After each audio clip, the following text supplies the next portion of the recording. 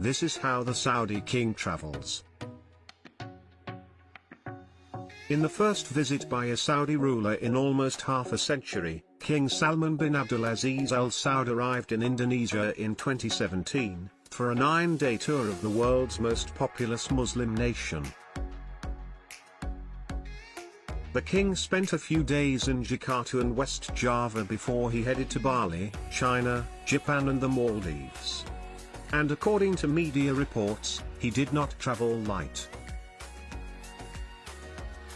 Haji Gunawan, the president of airport services company PT Jasa Angkasa Semesta, said the king was reported to travel with 459 metric tons of luggage, approximately 505 US tons. For anyone struggling to wrap their heads around how that compares to your more traditional, if slightly meager by comparison, 40-pound luggage allowance, the average African elephant reportedly weighs between 2.5 and 7 US tons. So take your oversized suitcase, and replace it with 200 of the world's largest land-based animals. What does he have in there? The more unconventional things in his luggage included 2 Mercedes-Benz S600 and 2 freestanding electric elevators.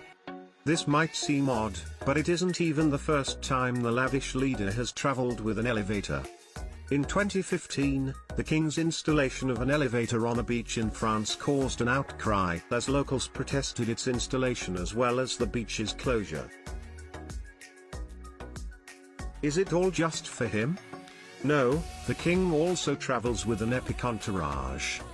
According to Indonesian news agency Antara, King Salman traveled with no less than 1,500 people, including 10 ministers, 800 delegates and 25 princes, who traveled to Indonesia in 36 different flights over a period of 3 weeks.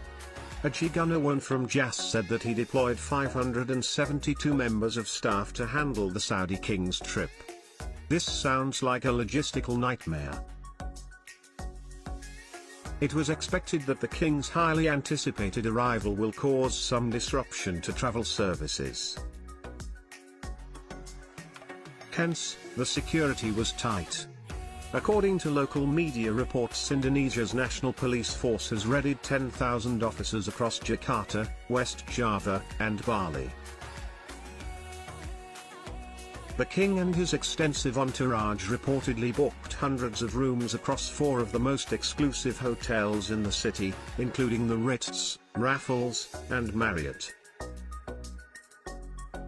At a press conference in Jakarta, the Saudi ambassador for Indonesia assured people that tourist destinations and beaches across the island would stay open.